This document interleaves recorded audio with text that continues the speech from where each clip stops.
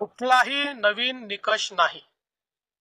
योजना घोषित केली त्यावेळेस जे निकष होते त्या निकषांपेक्षा वेगळं ज्यांनी अर्ज केला त्यांच्यावरच ही कारवाई होते आहे।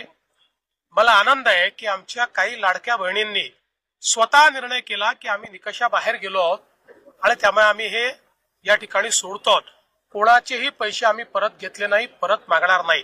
पण आम्ही ही जनतेच्या पैशाचे कस्टोडियन आहोत।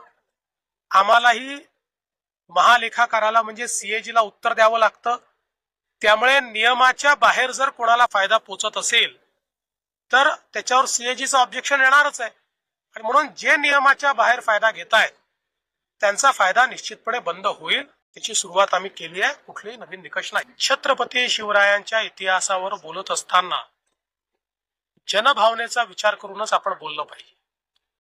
त्यामुळे लोकांची भावना दुखावेल अशा प्रकारच्या इतिहासाचं वर्णन किंवा इतिहासाचं विकृतीकरण हे कोणाच्याच हाताने होऊ नये या संदर्भात त्यांनी माफी देखील मागितलेली आहे आणि त्या संदर्भात जी काही योग्य कारवाई आहे ती कारवाई होईल। सर लक्षात ठेवा, काहीही झालं तरी लाडकी बहीण योजना बंद होणार नाही, ती सुरूच राहील। माझ्या बहिणींना ते पैसे मिळतच राहतील। निश्चितपणे आपण करू। आज या निमित्ताने मला सांगायचंय, इतक्या मोठ्या प्रमाणात आमच्या लाडक्या बहिणी या ठिकाणी उपस्थित आहेत।